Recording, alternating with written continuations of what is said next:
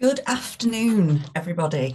Welcome to introducing rapid real-time analysis of poverty indicators, a project that we've delivered with Policy and Practice with the Joseph Rowntree Foundation. Thank you very much for joining us this afternoon. We're delighted to be able to present 12 months of very hard work.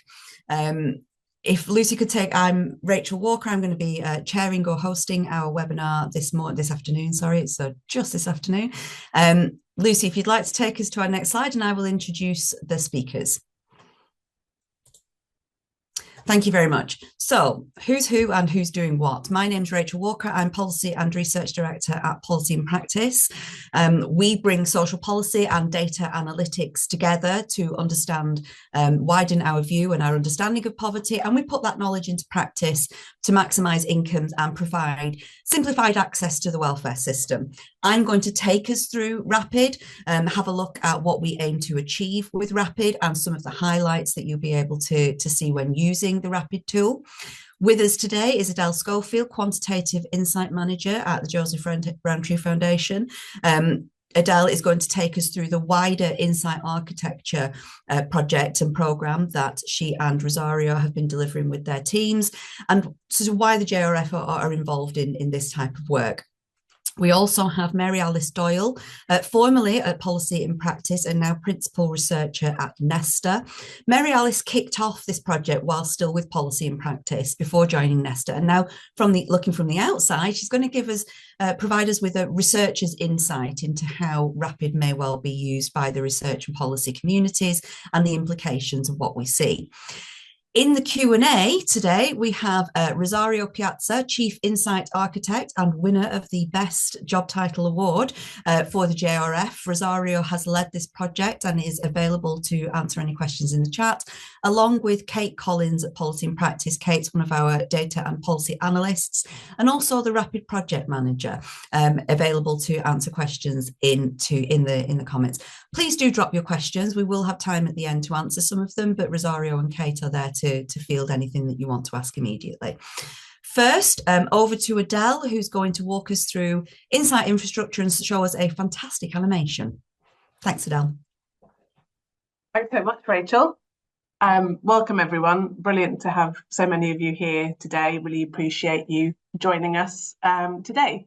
So I'm going to tell you a little bit about the Insight Infrastructure team at JRF and how this exciting new prototype fits into our plans. As we see it, Insight Infrastructure is made up of data systems along with models and technologies to make sense of the data. And importantly, we work in collaboration with the people and communities who use the data and are affected by it. So let's watch a short animation together that gives you an overview of the Insight Infrastructure team at JRF. Thanks, Lucy. We work towards a future free from poverty, in which people and planet can flourish. And we're committed to getting there faster. Making sense of data on poverty is often difficult.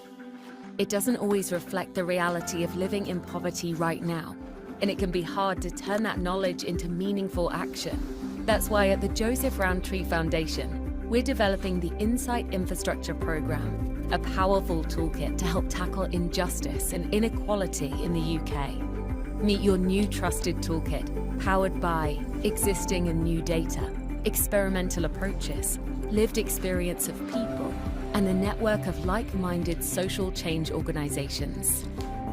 With open collaboration and innovation, we will democratise access to high-quality data and evidence, so we can all drive positive change in our communities. Join us on this journey towards a more equitable future for all.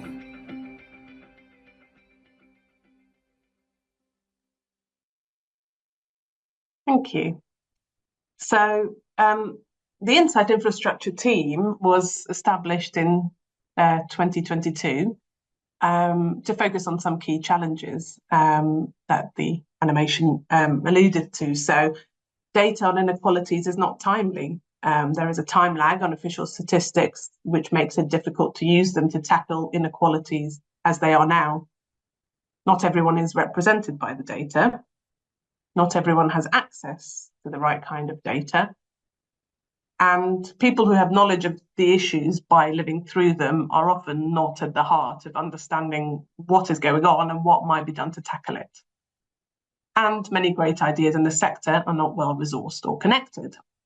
So we've spent the last couple of years building tools and programs of work which address one or more of these challenges. For example, our Grounded Voices program's second wave of research is underway. This is a qualitative research project aimed at making sure that our work is informed by what matters to people struggling to afford what they need. Its ambition is to amplify the voices of those seldom heard in debates around poverty, particularly people from racialized backgrounds.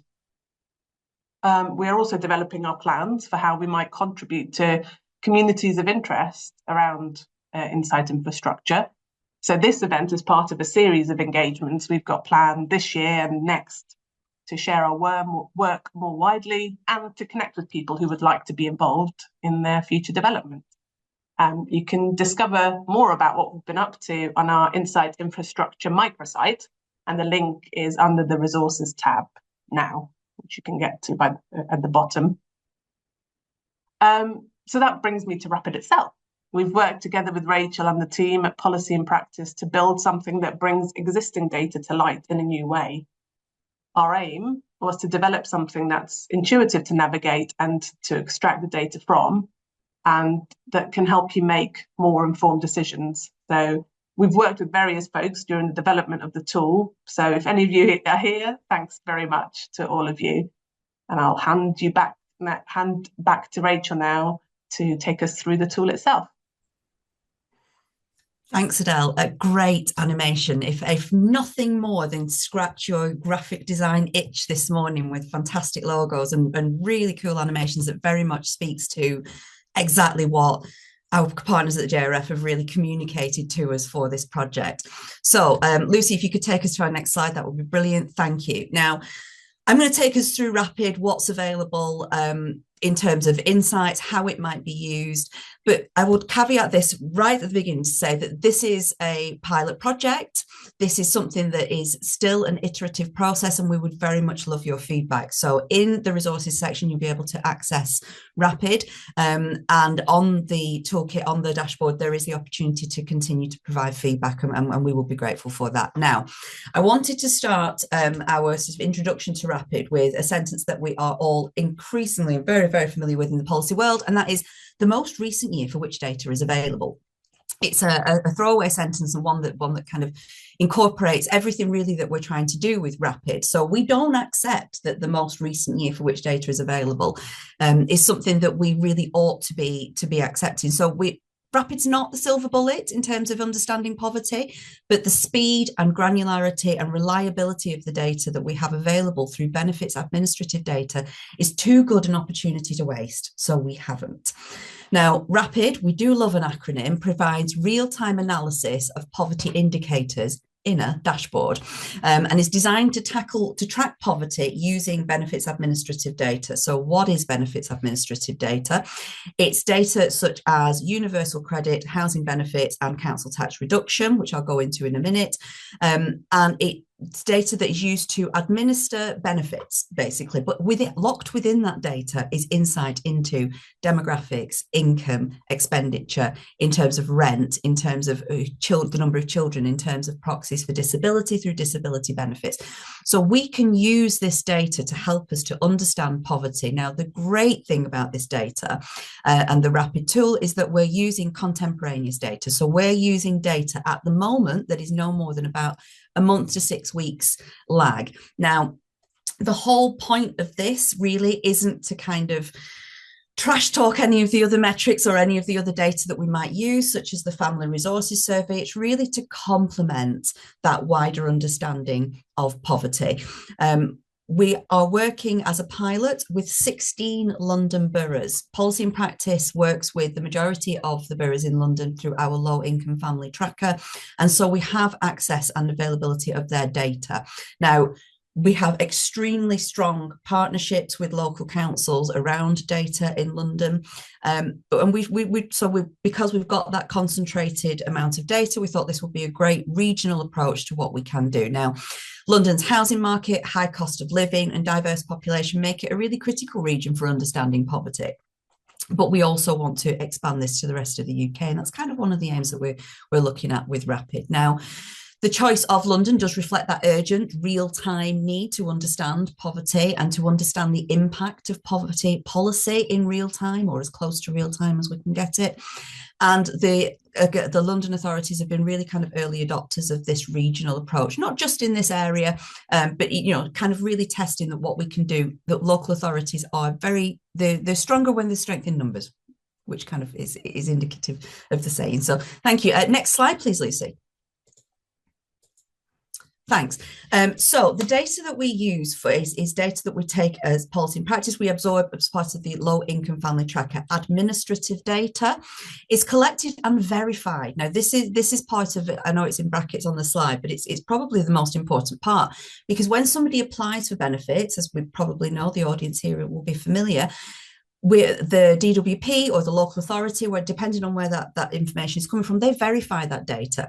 So whereas we get sort of self-reported data in the Family Resources Survey, or we take snapshot data from ONS and we average it out, we're looking at real people, real households with their real income, their real outgoings in terms of rent, and their real benefits. So this is verified data that we've got through universal credit, through housing benefits, and through council tax reduction. Now, for councils using the low income family tracker, we have metrics such as water poverty, fuel poverty, cash shortfall measures, but not aggregated like we have in Rapid and not publicly available. So thank you to our London boroughs for contributing to this, because we now have 12 months of data in the Rapid dashboard, and it's as up to date now as August 2024. So what can we see in Rapid? Our next slide. Thank you, Lucy.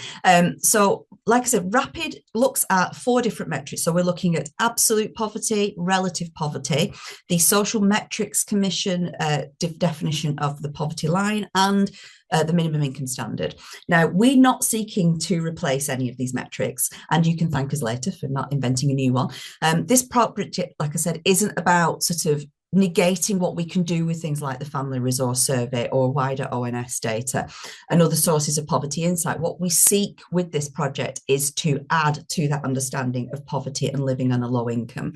Now, our social security system is a safety net. It's designed to prevent people who are out of work or unwell or disabled or otherwise unable to earn a sufficient income from falling into destitution. Now, as Adele mentioned earlier, while there's an argument to say that Rapid is only a subsection of poverty because we're only looking at people who are claiming benefits, totally valid point. It's actually, I think it's more of a valid point in terms of it's more important to look at the ongoing design and reform and the tweaking of our welfare system, and to also to isolate the impact of living on benefits and living on a low income has in terms of metrics that we more often than not use for the whole population, which dampens the effect or dampens the insight of what we can see for people who are claiming benefits and who are living on the lowest of incomes. We have plenty of evidence in terms of wider poverty through these existing metrics. This is looking at these metrics through an alternative lens. Now, we focus on these key poverty measures of absolute poverty, relative poverty, the SMC and the MIS definitions of poverty. Together, we've chosen these because they provide a comprehensive picture of both income poverty and wider social conditions affecting living standards. The SMC metric incorporates a wider range of household factors like disability and housing costs, provides deeper analysis than kind of traditional income-only measures. And the metrics here are designed to align with kind of government policy and policy needs. We know there are other metrics. There are many, many ways of measuring poverty. These are some of the ones that we see very commonly, and we think they're probably the most prominent ones that are useful for Rapid. Now, to give context to some of these numbers, so remember we're only looking at people claiming benefits, the numbers do adjust as we kind of expect. So to give some context, now the most recent year for which data is available tells us absolute poverty was at 18% for the wider population. relative poverty at 14% for the wider population. And the SMC, interestingly, is about the same, around 22% for the wider population, but the minimum income standard is at 29.1% for the wider population. Now, when we look and we look at this very low income subset of people who are claiming benefits already, that leaps to nearly 60%. This is one of the best findings, I think, from RAPID in terms of being able to really isolate and highlight the difference that living on a low income and claiming welfare benefits in this country gets you. And it absolutely as stark as it gets in terms of the minimum income standard, at nearly 60%, it's twice what we see for the wider population. So on our next slide, we don't just provide the wider sort of high level metrics. What we've done with this data is we were able to provide now 12 months worth of data, but we're also able to put certain things side by side. Now, as Adele said earlier, RAPID was not developed in isolation, quite the opposite. We've had a very iterative approach, and at each significant stage of this project's development, the JRF and policy and practice teams have consulted, nagged, begged and harassed our colleagues and friends and families to give us feedback. Now, I know many of you here today have contributed, so thank you and sorry. Now, one of the earliest comments we had on the usability of RAPID was to expand the snapshots that we were providing to take a look at trends. That was always part of the plan, but like I said, now we've got 12 months worth of data. It's great to be able to do this. This example here shows couples with children and the absolute poverty line. Now you can see, and when you have a play around with RAPID later, if you haven't done so already, the drop-down boxes here, you can see that you can alter that. So this is the absolute poverty line and couples with children, but all of those metrics are available to switch and swap. And other household categories include things like couples without children, single people and lone parent families. So we can see longitudinal data over the last 12 months, and we can make those comparisons, which on the next slide, you'll be able to see as well. Thank you. So this second example is housing tenure coupled with the relative poverty line.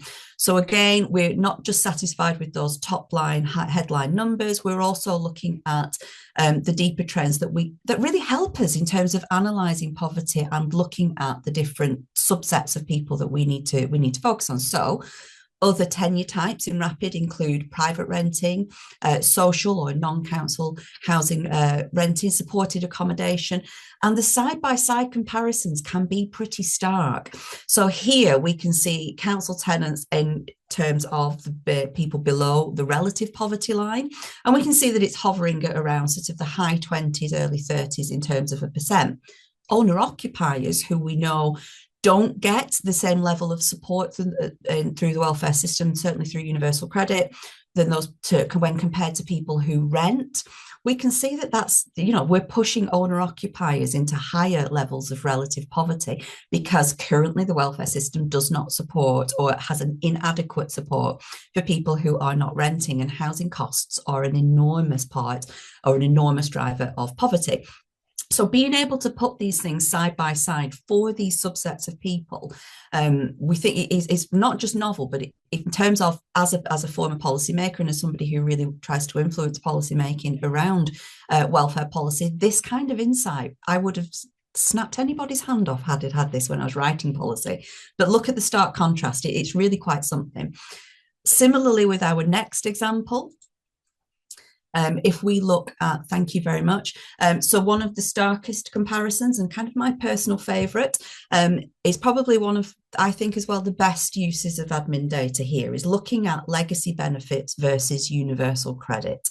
So in this case, again, I've switched the metrics around for each of these examples. We're looking at through the lens or through the context of the minimum income standard. That side-by-side comparison, I mean, it really doesn't improve when you pick another metric, but I wanted to show you the variety. And I've chosen this example as a real visible indicator of policy and practice, all puns intended.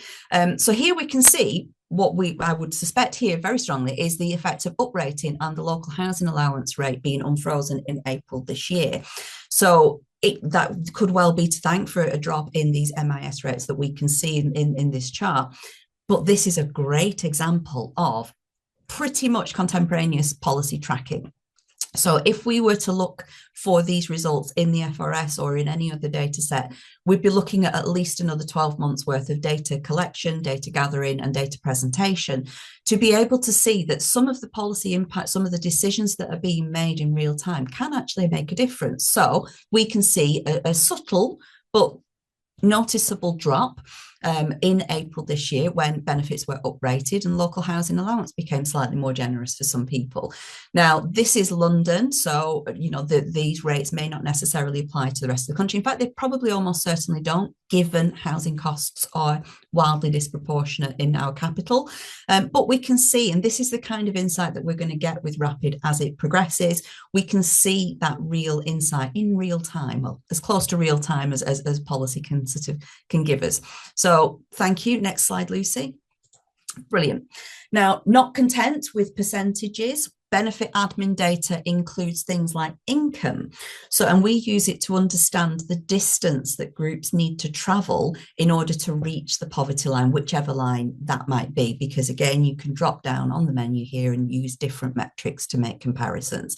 So as Mary Alice will highlight later in her section, insights such as these are massively valuable to take in those vital policy arguments. So, and it's clear to see here, so the gap between reality and absolute poverty for working age people, for example, is £419, but £283 for pensioners. We know, working within welfare policy, that there's an enormous disparity between working age and pension age benefits. This is the kind of insight that we're able to produce with Rapid. So people in work are £368 below what the absolute poverty line considers people to need. Now, again, informing any campaigning or lobbying work, but also just good policy in terms of where the gaps are in what existing provisions are delivering. This is where we can see this, but we can see this really rather much quicker than we would do otherwise. Now, data is equivalized for household size, and with the reliability of universal credit data and the verification that it goes through, the income data here, which is updated automatically, it's verified by the DWP. So we know that we're using really reliable, up-to-date information. This is one of the examples of what we can do with this. And I think it's really stark to see the distance that some people really need to travel in order to just reach the poverty line, let alone live above it for any length of time. Thank you. And now one of the last things I'll go through in terms of my slides are, again, another comparison here. So we've got levels of poverty around percentages of deep poverty, moderate poverty, and those who are at risk of poverty. So I'm really kind of trying to show off here what we can do with admin data when we don't use it. We use it for purposes other than the administration of benefits. It's an incredibly deep and rich data set that we take through benefits, and the opportunity to use it for something like this has been something that the JRF definitely foresaw, and something here at Policy in Practice that we're really trying to push, that the use of data here, 2024, use of data shouldn't be something that we're kind of still pushing, but we are, and here we are sort of really demonstrating what we can do with data that is used for other purposes, but gives us an enormous amount of insight into what people living in poverty are experiencing. So next, we're going to hear from Mary Alice Doyle, who is principal researcher at Nesta, was part of the founding team, as I said earlier, in terms of getting the Rapid project off the ground. And now as a researcher for Nesta, one of our fantastic research partners in the policy community, Mary Alice is going to take us through her opinions of Rapid and tell us how the wider research community may be able to use it. Thank you. Over to you, Mary Alice. Thanks, Rachel. Hi, everyone. So as Rachel said, my name is Mary Alice. I work at Nesta, and just to give you a bit of context on what we do at Nesta and how this is relevant to us. So we are the UK Social Innovation Agency. We work on testing new interventions and doing policy research to try and solve some of society's biggest problems. And in the Fairer Start team, we work specifically on reducing inequalities in early childhood development and looking at socioeconomic inequalities and what we can do to try and alleviate them. So a really useful thing for us about RAPID is that it gives us a more real-time and up-to-date picture of what those inequalities are. So it's really promising for us to possibly see month-to-month region level changes in poverty rates and seeing how many children are in poverty in different types of households.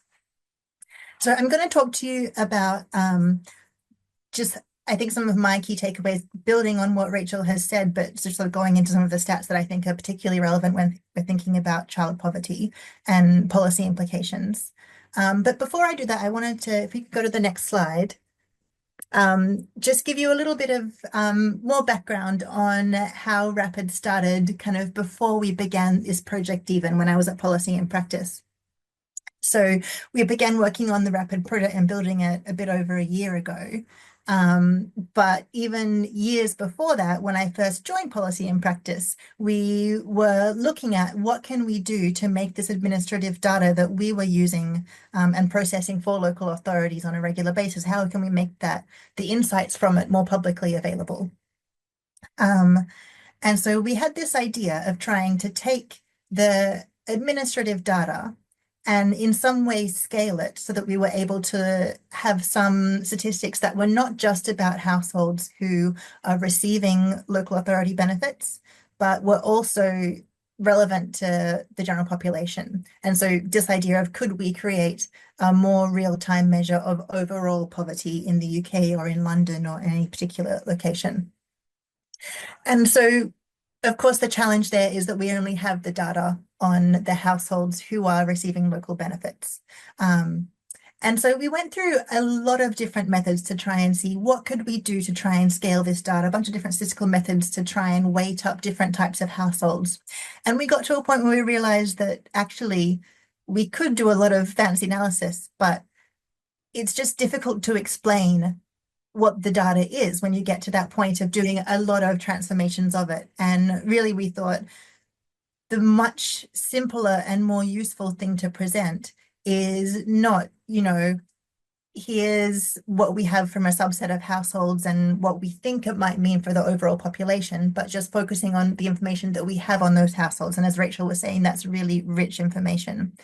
So of course, this is, not a perfect indicator or substitute of the annual household below average income release that we get from the Family Resources Survey, but it's got a lot more data behind it, and particularly more accurate information on benefit claims, which we, have learned from recent reports from DWP that the information that's in the data that sits behind the, annual estimates of poverty and low income does have some challenges in terms of underreporting of benefits.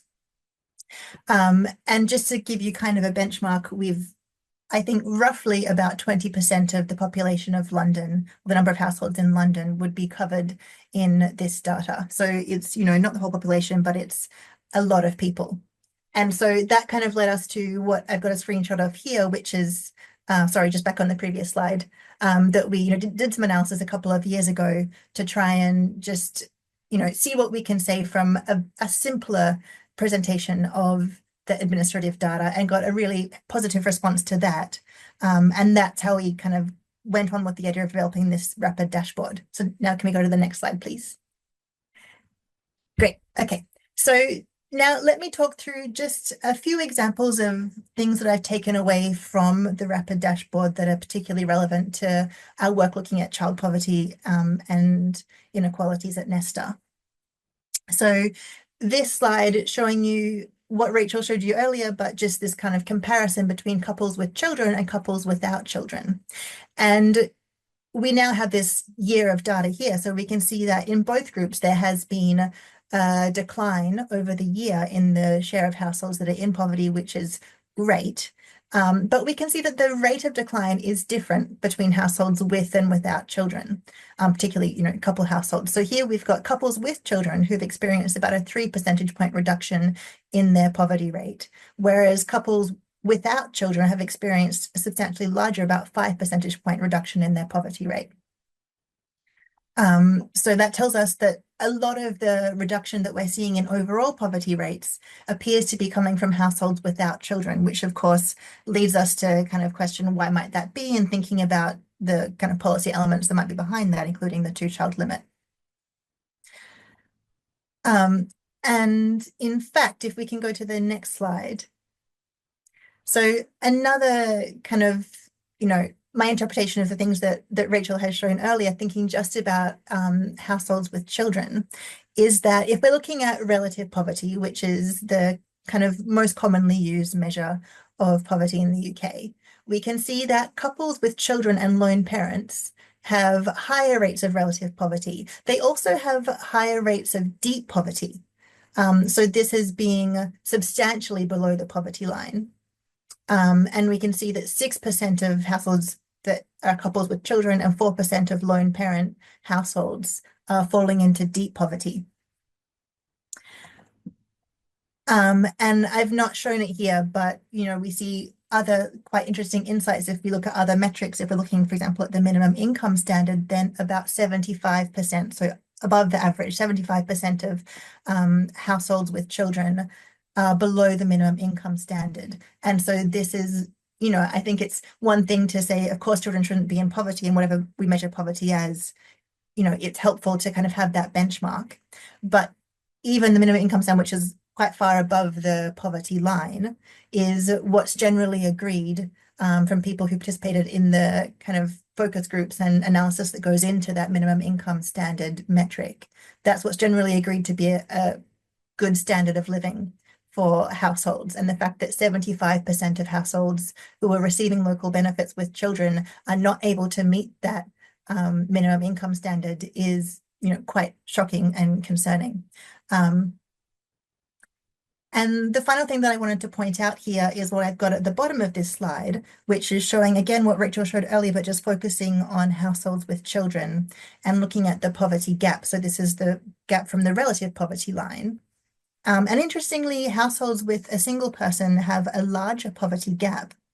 But if we just focus on households with children, we've got a poverty gap of £430 for couples with for lone parents and 450 for couples with children.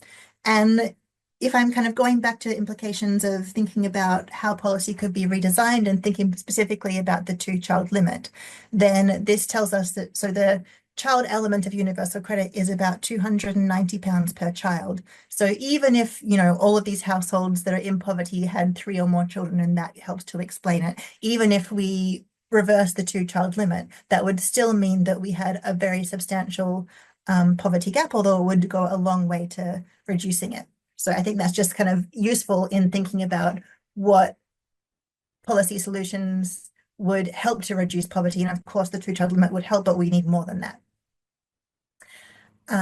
Okay, and let me just quickly, before I finish up, give you a couple of other examples. So if we go to the next slide, I wanted to just talk to you a bit more broadly about how we can use local authorities' administrative data in addition to what's shown here.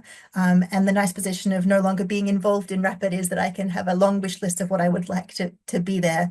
And I'll just talk you through a couple of examples of things that we have done at NESA, working with individual local authorities that could potentially be scaled up and we could have population level insights from them. So if we go to the next slide. So this is just one example that we've done working with York and trying to see what information local authorities have that could help them to commission services for children based on more data and evidence. So this is a screenshot. I appreciate that you can't see the details here, but this is showing us, there's a link to the blog post that shares this in the resources. So this is showing us a map, and you can see hotspots of availability. You can see the number of children who fall into different age groups, number of children who are eligible for Healthy Start support, and also services that are being commissioned. And so you could use this tool to look at where are the areas that that we have both kind of overall thinking about children's development, where are the areas that children fall behind, and thinking more geographically about where are the areas where it's more difficult to access support services. So that's just an example of using administrative data for different purposes and different types of data, but other data that local authorities hold, and it could potentially be brought together to generate even more insights on the link between children's development, services available, and family income. And then the next slide is a quite different project, but some analysis that we've done for Leeds with their libraries and using data on children's borrowing and borrowing of children's books to find out where are the areas that have, you know, disproportionate numbers of children living there to the numbers of books that have been borrowed by children. And this was used very practically, you know, having this map and having this geographical view of it to be able to say, where should the mobile story bus from Leeds libraries be going to make sure that the children who are being underserved by library services are able to still access them, so they can take the story bus and they can have rhyme time and, you know, having the library services available to those children. So just a couple of examples. I appreciate quite different from the income-based statistics, but it would be amazing if we could one day integrate all of this together. So that's it from me. And I believe we're heading back over to Rachel. Thank you so much, Mary Alice. First of all, thank you for helping us kick off this project initially, and thank you very much for giving us your researcher's insight, because it's once you get somebody like Mary Alice looking at these numbers, they don't see them just as numbers, they see the stories behind it, they see the issues that we're dealing with within low-income policy, and also sort of how we might be able to operationalize or even weaponize some of this in order to lobby and campaign on our work, and to make the point that at the moment the welfare system is not providing adequate cover for people who are claiming support from that safety net. So thank you. I'm going to wrap us up in terms of where we see Rapid going, and then we're going to go to some of the Q&A questions. So next slide, please, Lucy. Thank you. Now, I've been a bit cheeky here and called this slide the latest month for which data is available, because that's kind of the full circle in terms of this isn't just the latest year for which data is available. We know that there is information that is more readily available. Now, is this information the silver bullet to this data, the silver bullet that we need for absolutely everything? No. Does it cover all things for all people? No. But what it does do is give us that really great insight into the experiences of, well, the statistical experiences, so to speak, of people claiming benefits. Now, the intention for Rapid and the future, so answering some of the questions that we've had in the chat, is that regional and national representation. This is a pilot project reflecting our very strong data connections and relationships in London.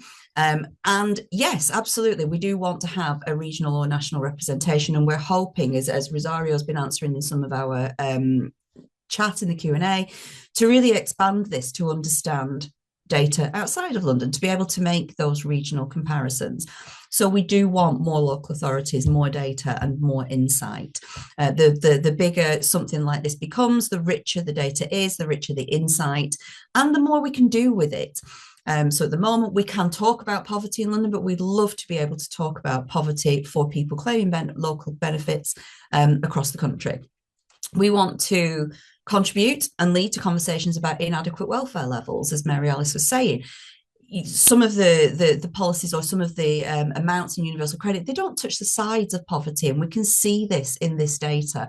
So established, well-respected, really already well-established metrics being used to highlight the difference that living on benefits or claiming local benefits has been really stark throughout Rapid's presentation, and this is really sort of really push home the fact that things like the 2-child limit, things like capped rent levels, things like freezing levels for however long have all contributed to really significantly higher rates of poverty for people claiming benefits. We want to support research, and we want to amplify. We want to complement other metrics. We want to be able to say the MIS or minimum income standard is 30% across the country. But when you are actually in that category already of needing support, support isn't adequate enough, and it doubles the minimum income, the rate of people living under the minimum income standard. Unacceptable through whatever lens we look through. We want to gather more longitudinal data. We want to track those policy changes in as close to real time as we can. So think about the policy changes that we're tackling at the moment: winter fuel payments and pensioners. So we're about to see a real leap in the number of people claiming pension credit. We know that those claims have gone through the roof. In the next few months, we'll be able to see through Rapid what impact that might have for older people claiming those benefits. How many people will we be able to support, and what changes will we be able to see in that kind of data? We want to also increase the use of admin data for policy insight and evidence. As I was saying earlier, as Mary Alice has said, and as Adele has also said, we know that there are insights and secrets locked within this administrative data that we can use to understand policy, the implications of policy, but also we can use to understand the experiences of people living on welfare. We know that that complements qualitative insights that we get through other research, and we know that it complements the wider work. So take, for example, the JRF's annual poverty report, absolute stalwart in terms of our understanding of poverty. This then complements that. And we want to argue the case for change. So when we look at campaigning or lobbying or arguing the case for change around welfare policy, let's take the 2-child limit as an example at the moment. We can use this type of data and this type of insight to really challenge policymakers at the national level to make benefits more generous and to target policy where it's needed the most, using insights like we have from Rapid. On our next slide, and before we go to the Q&A, some of the responses that we've had from people who've tested Rapid for us. And again, thank you, and also sorry for the nagging that we've done around this. But also, thank you so much for the insight. And even the questions that I've seen in the Q&A this afternoon have been brilliant forms of insight and feedback. And some of the questions that we've had this afternoon are definitely some of the questions that we're getting repeatedly. So we will address some of those as we sort of close in the next 15 minutes of this webinar. So if you haven't already, thank you very much for your questions. I'm going to go to some of these questions now, and I would love to invite Adele and Mary Alice back to the webinar. If you could put your, yes, thank you. Hi, Adele. Put your cameras back on, because we're going to go through some of these questions, just one or two. They're in the Q&A if you want to have a look. And Rosario and Kate have been absolutely smashing it in terms of responses. I don't know how you guys type as fast as you do. So thank you very much. Some of the questions now, one of the questions that we've had, I'll address a couple of them really quickly in terms of, do we want this to be national? Are we going to look at regional and sort of devolved communities? Yes, that's the aim. We want to really get to grips with poverty, not just in London, but absolutely outside of London. In terms of some of the questions around, let me pick a good one for you, Adele, possibly. So Adele, the data that we're using, it's great. One of the questions that we've had is that unless it's a little bit more granular, we've only got a top level view. Now, we know that poverty clusters and it helps us to divert our resources. What would your response be to say this is pretty high level? We know we can dig into it with other tools like the Low Income Family Tracker. But the importance of seeing things at this high level, Adele, I wonder if you have any comments on that. Yes, thanks, Rachel.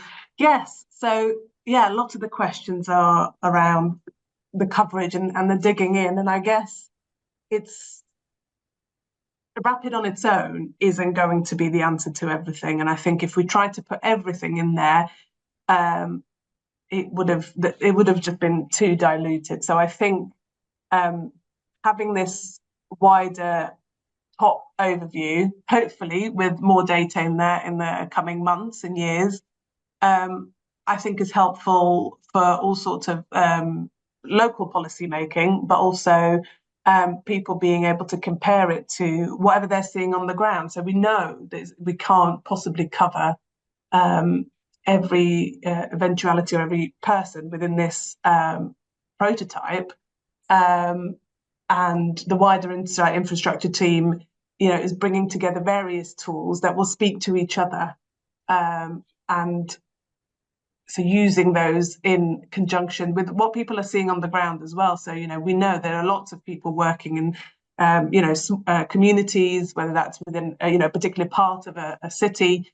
So it's being able to say, this is the overall picture, but look what's happening here in our particular location.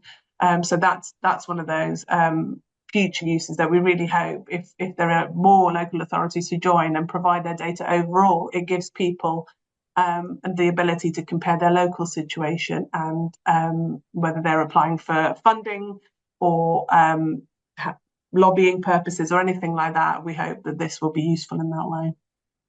Thank you very much. I couldn't agree more, and there's nothing that I could possibly add that would be even better than that, Adele. So thank you. Mary Alice, one of the questions that we've been getting in the chat is around this being limited to people who are claiming local benefits and not being able to capture those who aren't claiming benefits, such as people who are claiming universal credit and don't then go on to claim council tax reduction, for example, non-dependents. I was wondering if you could sort of support that, what we're trying to do in terms of focusing on this community, but from a research perspective, how Rapid might complement and add to wider use. Like we're not downplaying Rapid here by saying it's not the silver bullet. We know that it's a missing piece of the puzzle in terms of what we're looking at. But Mary Alice, and now that you are outside of the project and as a researcher, how useful do you think this information is? Because it is a subset of a subset of people already. Yeah, I think there's 2 points here. So one is that the subset of people who are getting universal credit and council tax support will be different in different local authorities. There's some work that we could do, and I think has been done previously to look at what share of households getting universal credit within a local authority are also getting council tax support. And so that kind of helps you to benchmark, okay, how many of or the whole universal credit caseload is covered in this.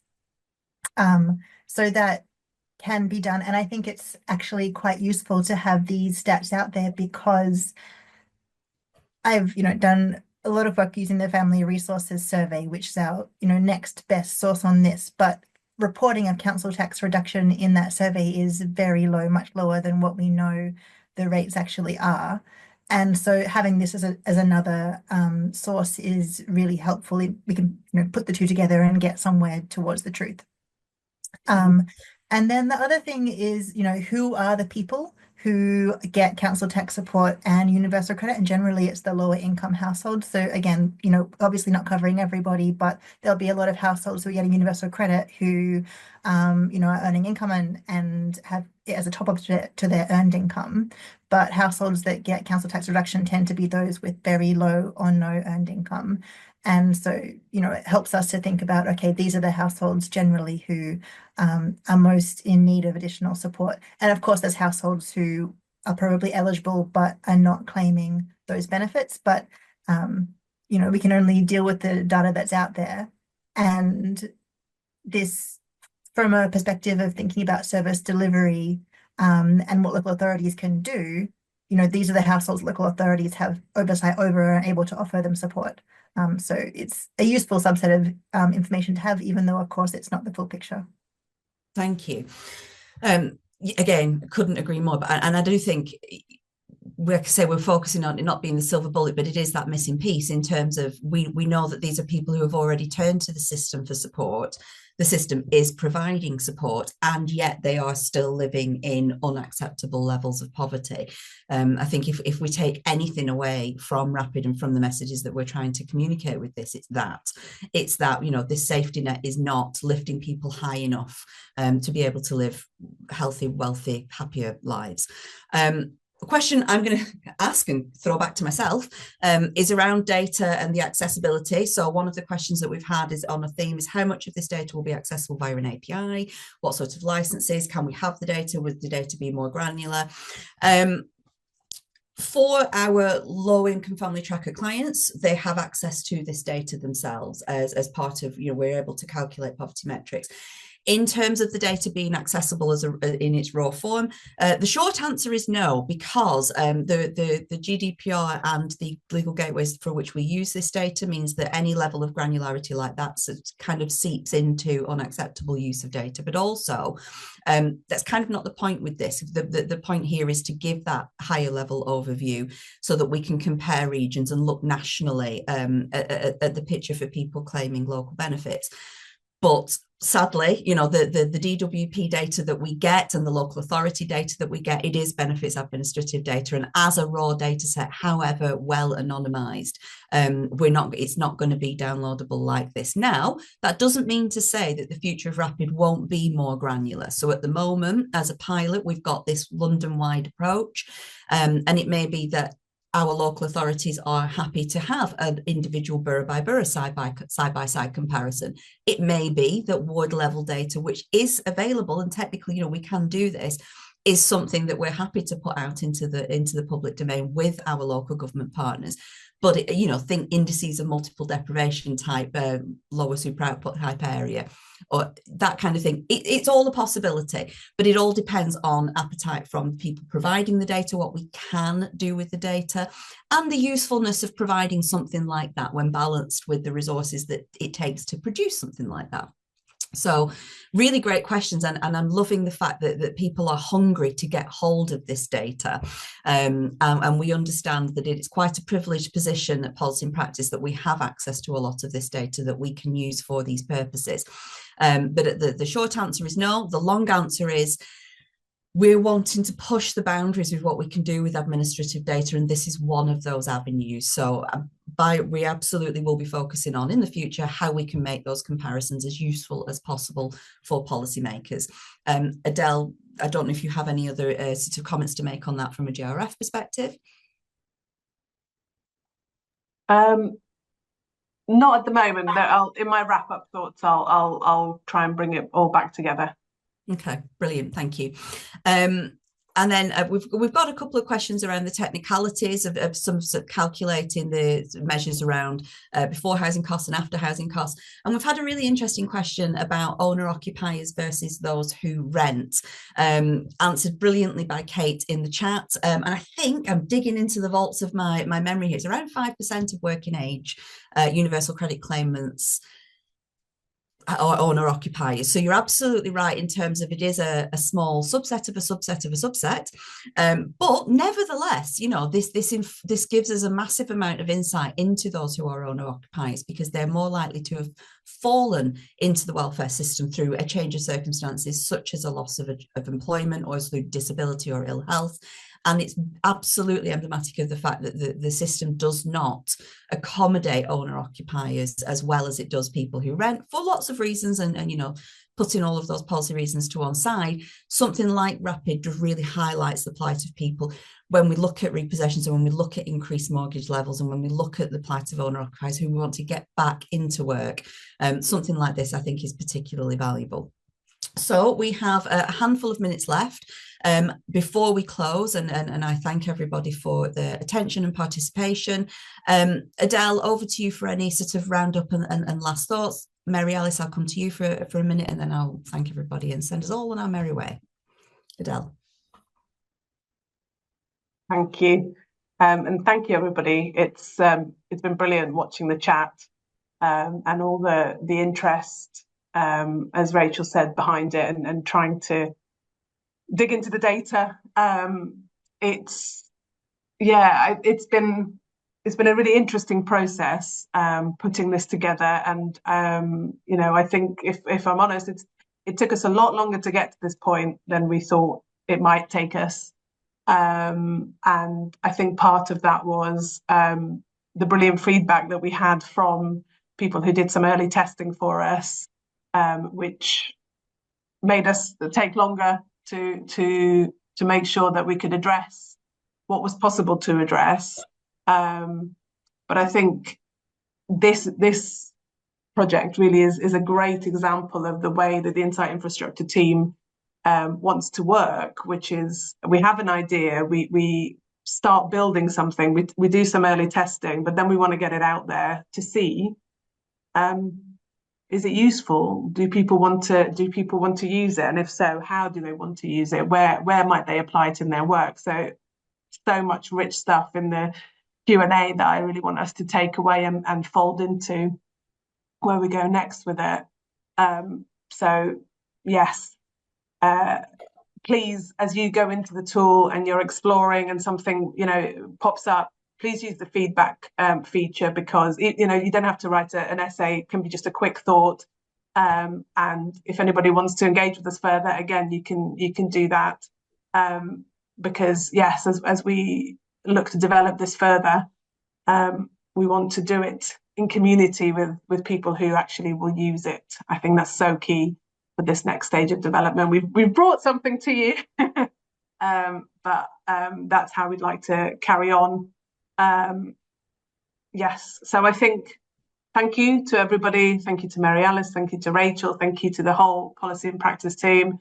And we will share the slides and the recording and the Q&A answers and the resource links, everything. So you've got that to hand, and you'll have that all in an email. But yeah, thank you very much. Thank you. Mary Alice, any final sort of thoughts around RAPID from a research perspective and from a wider research community? I would say that, I know there's been questions about getting individual level data and more local level data, which, obviously is very useful for research. But I think for us, even if we're thinking about, okay, we've got an idea that this might be an issue to tackle, and we just want to get some quick statistics on how big is this group of people that we're thinking of designing for. So that's kind of where it's useful to have this high level information. Yeah, there's obviously other things you could do with data if you had individual level data, but even the high level is very useful.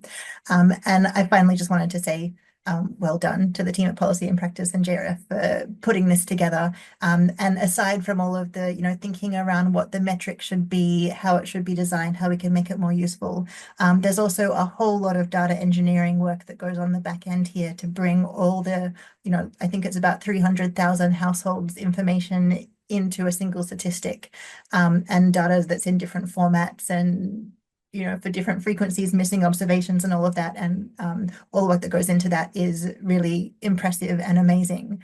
So congratulations to the team for pulling this off. It's, very helpful for us at least.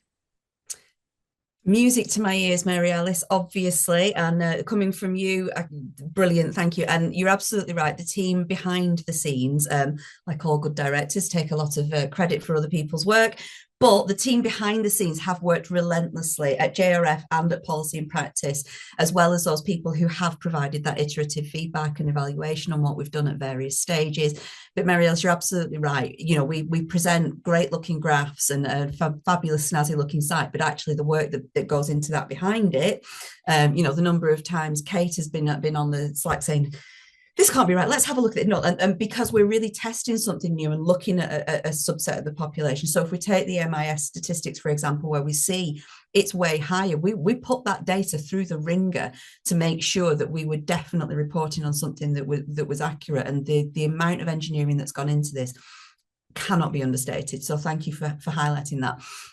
From me, I mean, it's no spoiler alert really to say that at Policy and Practice, we're all about the data, and we really want to push what we can do with administrative data. And working with the JRF on something like this has been tough, hard work. It's been a great deal of fun, but in terms of, producing something that's really adding to the conversation, I think has been part of our priority here. We don't want to do the same thing over and over again. We want to push what we can do with data. We want to push what we can do with poverty insights. And as that missing piece, and as we sort of look around policy changes with a new government who are, giving lots of signals, various different types of signals about where we're going to be going with welfare policy over the next couple of years. Something like this will be absolutely key to understanding the impact on the people who are actually claiming the welfare that we're all trying to give. So in terms of the insight, RAPID is fantastic. In terms of, if you're interested, if you want more information, get in touch. There is feedback through RAPID. You can get in touch with any of us here at Policy and Practice, or Adele and Rosario at the JRF, in terms of if you're a local authority and you want to know more about what you can do with your data, if you are working in the policy or research community and want to know more about the insights that RAPID provides, please get in touch. And the biggest thing that if you take away here is please use Rapid, have a look, use it in your reports, get it out there, because, you know, the indices of multiple deprivation wasn't a thing once upon a time, and then we all started quoting it, and we would love for Rapid to become part of that reliable set of information that we use. So thank you very much for your attendance and your attention this afternoon. Thank you to Adele. Thank you to Mary Alice for your fantastic contributions, and to Rosario and Kate, who have been shoring up, really showing us up in the chat, because they're doing a fantastic job. But this has been brilliant. Thank you very much. We look forward to your feedback. Have a wonderful afternoon.